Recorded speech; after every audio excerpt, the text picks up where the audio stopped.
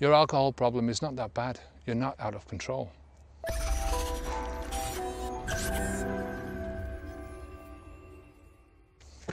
I'm Kevin O'Hara for alcoholmastery.com, and today I wanted to talk about you being out of control, and that your alcohol problem is not that bad, right? And I'm not talking about this from the perspective of that you should carry on drinking, right? And that an alcohol problem or drinking alcohol is not that bad, because I think it is, right? One of my favorite books on the subject is Alan Carr's, I think it's Ways to Control Your Alcohol. I can't even remember the name of the book, but anyway, it's Control Your Alcohol, the easy way to control your alcohol. I think that's it. But basically he's taking the piss out of people who are saying, yeah, you can control your drinking. You know, I've read a lot of books on addiction, and specifically alcohol addictions, and you know, quite a few of them say that it is possible to control your alcohol, that a lot of people are controlling their alcohol. And Alan Carr sort of breaks it all down. He talks about it in terms of a pitcher plant. So a pitcher plant is one of these fancy, I'm not sure if it's in America or anyway, it's a fancy plant that catches flies, and it's a carnivorous plant. And the way it does it is it entices the fly into the inside, you know, to the inside lid of the plant, and it's got very tasty juices that the fly obviously likes. And as the fly goes deeper and deeper, the juices are more attractive to the fly, so he likes them more, you know. And as he's going down and down and down, getting his fill, and suddenly when he has his fill and he decides he wants to leave and go somewhere else, go off and have a nice kip somewhere, he realizes that he's stuck to the side of this pitcher plant. And not only is he stuck, he can't move upwards, he can only move downwards. And the more he struggles, the further down the plant he goes, and eventually he arrives at the bottom where there's a pool of digestive juices, where the plant finally gets to have its meal, right? And that's what Alan Carr sort of equates. It's a nice symbol for any addiction, right? Whether it's being addicted to alcohol, cigarettes, gambling, porn, food, whatever, right? But especially to something that has drug-like qualities. And we see that a lot in food. People don't realise it, that sugar is a drug. That, you know, exactly the same qualities are involved in sugar as are in alcohol, right? It gives you a high, your body gets a tolerance to it, and you need more and more as you go along. The same with salt, you know, it gives you a sort of a taste sensation. You want more, stimulates your appetite, makes you eat more, and you become tolerant to it. Same with pornography, you know, you become tolerant to the effects of porn, you know. I mean, this is not a subject that's talked about a lot. Probably not an appropriate place to talk about it, but I'm going to talk about it anyway. Back in the day when, you know, porn has been around for centuries, right? Well, it's been around ever since there was the ability to draw lewd figures. But porn in the film industry has been around, you know, for a long time, but it really came to its fore in the 70s, 60s, 70s, 80s, when hardcore was sort of like, it was, you know, a bloke and a woman having it off, and you could see their bits, and that was it, you know. Nowadays, it's hardcore porn is just gone to a different level. It's sort of it's a lot debasing the woman, and you know, it's not about the two bits anymore. It's about more than that, and you know, it's just gone to a level that is sort of nasty, and a lot of that has got to do with people's tolerance. You know, people have, you know, get to a certain level with porn, and they can only go to, you know, they get fed up with that. You know, they're not titillated anymore by the same pictures, so they have to go on and on and on and on. You know, and that's what the porn industry in general is seeing. You know, is seeing that people in general are not being stimulated by the same sort of porn. I mean, you know, I remember when I was a kid, you wouldn't hear a fuck or an asshole on the TV. Now you hear all sorts of words. You know. You wouldn't see a boob on the TV. Now you see it sort of nearly all day long as part of daytime TV, you know, daytime entertainment. You know, what was what was hardcore porn back then is sort of nearly softcore porn now, you know, it's nearly, they can show this stuff on TV. So anyway, diverging away from what I'm talking about, but I just think it's an interesting parallel. But what I was saying about Alan Carr was that, you know, his books were all around this deception of control. And, you know, if alcohol lowers your inhibitions, right? It lowers your fears. It puts you into a state where you're not as fearful as you were before, you know. This is why it's so, so many young people use it to overcome shyness, to overcome problems of socializing, to, you know, adults use it for that same reason, you know. They use it to overcome their problems, you know, to forget about things for a while, because it lowers all your inhibitions, and as I said, reduces your fears. But that's not the same as control, right? Doesn't mean that you're all of a sudden in control of things. You know, if the opposite is true. You know, reality and perception are completely two different things. And I'll give you an example from my own life, right? Seeing as that's the thing I can talk about with the most influence or authority. I always thought I was in control of my drinking, right? Not from day one, because, you know, that was just childish drinking. It was trying to exact a specific thing out of alcohol, and that was to grow up and stuff, you know. And yeah, I suppose from that perspective, it did give me a little bit of control, you know. It made me feel like I was in control, made me feel like I was a bit older. But I always felt like, you know, alcohol was just a part of my life.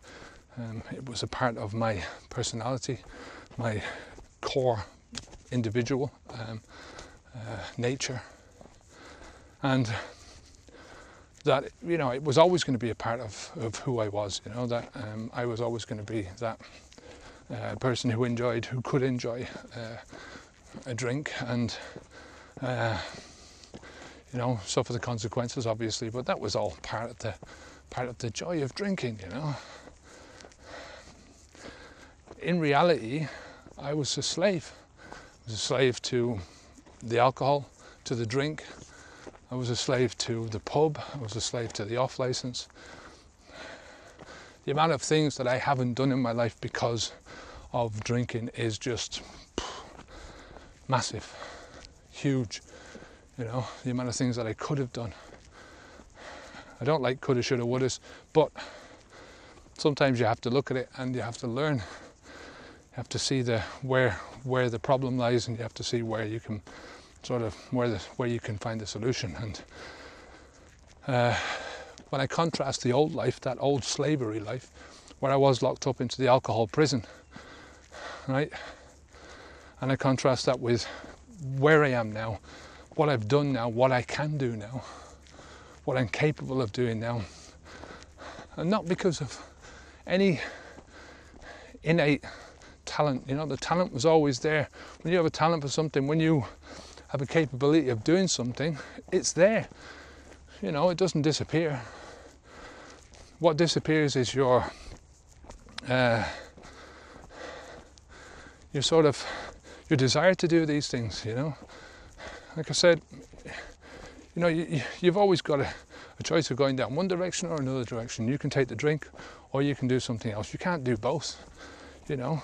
If you try and do both, what you end up with is a watered down version of the best that you can be, right? You don't end up with the best that you can be. That's impossible. How can you be the best version of yourself, and how can you live your best life if at the same time you're poisoning yourself and you're handicapping yourself with alcohol?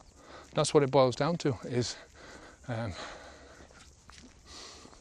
giving yourself a handicap, you know. And everyone knows just by the word handicap that when you deliberately give yourself a handicap in life, then you're not going to achieve the things that you want to achieve. So,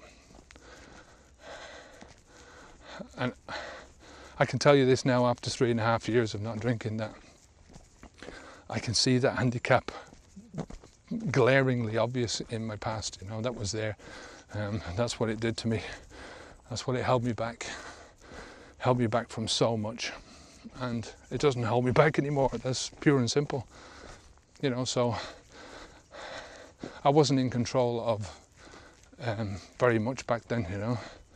I didn't have any control over the alcohol. I mean, if you're dependent, right, if you need to drink alcohol in the evening, right, if you need to drink alcohol to relax, right, to have fun, to socialize, if you need to drink alcohol at the weekend, right, if you need to drink alcohol with your mates, if you need to drink alcohol in any situation whatsoever, right, you are dependent on alcohol.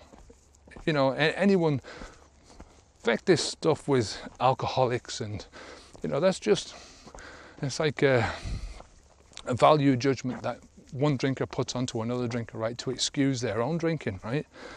You know, when it boils down to it, if you cannot go out, and you know, I don't care if you can say, well, yeah, you know, I went out last weekend and I didn't drink. I'm not talking about that. I'm talking about consistently, right? Consistently doing it over time. If you go out and you drink more than you don't drink, right? If you need alcohol to help you relax more than you don't need it to relax, then you're dependent on alcohol, you know? So you're not in control of anything. You know, the alcohol is in control. This is the thing with any addiction, any sort of bad habit. It's all going to come down to you're relying on something outside of yourself to give you a feeling or put you into a certain place in your head, whatever it is, you know. As soon as you rely on an outside substance or an outside person or, you know, something or some place, you know, you have to be in a certain place to feel a certain way, or you have to be with a certain person to be able to feel a certain way, you know, you're addicted. Pure and simple. You know, so if you say that you're in control of alcohol, you know, who are you trying to convince, me or yourself? You know the truth at the end of the day. You know what your drinking is like, you know how much you drink, you know when you drink, you know when you need to drink, and you know that those are needs. At the end of the day, bottom, end of story, you know. There's a spider, get off.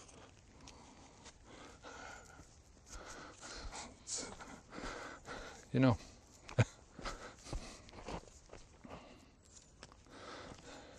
I go back over these same statistics that I keep telling you. 3.5 million people every year die of alcohol, over 200 conditions caused by drinking alcohol, and a quarter of all our young people between the ages of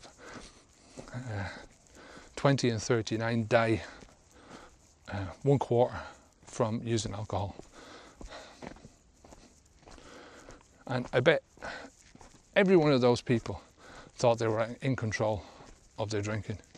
You know, all those people who die every single year, all those people who are in hospital, maybe they, you know, once they've got the condition, you know, and they've been told that they're going to die, or, you know, then they might think, well, I'm not in control, but, you know, in general. So look, there is no control in alcohol drinking. Once you start down the road of taking a drug, by the very nature of it, it takes over you, right?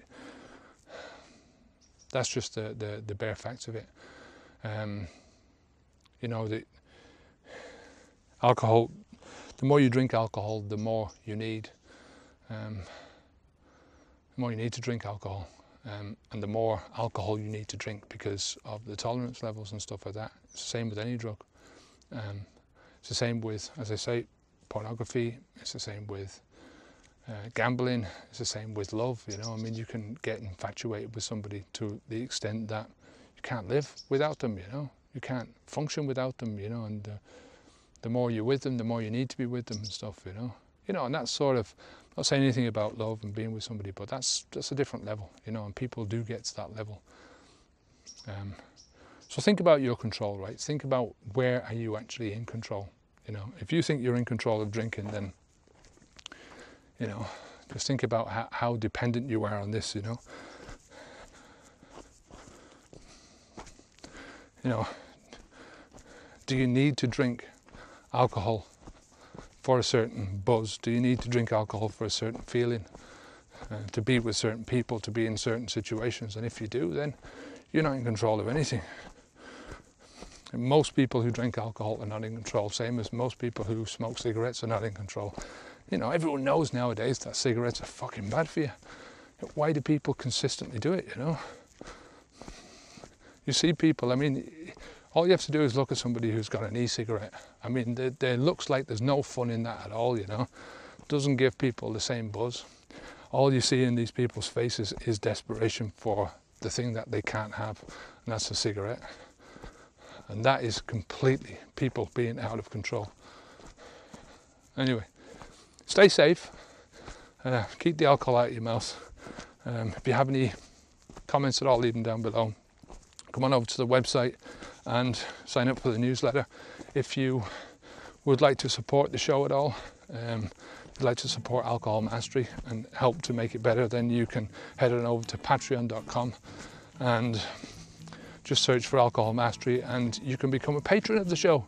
You know, there's various different rewards that you can get for different levels of patronage, and it's, you know, it starts out a couple of dollars. So if that's something that you'd like to do, then I'd very much appreciate it. Until next time, I'm Kevin O'Hara for alcoholmastery.com. Onwards and upwards.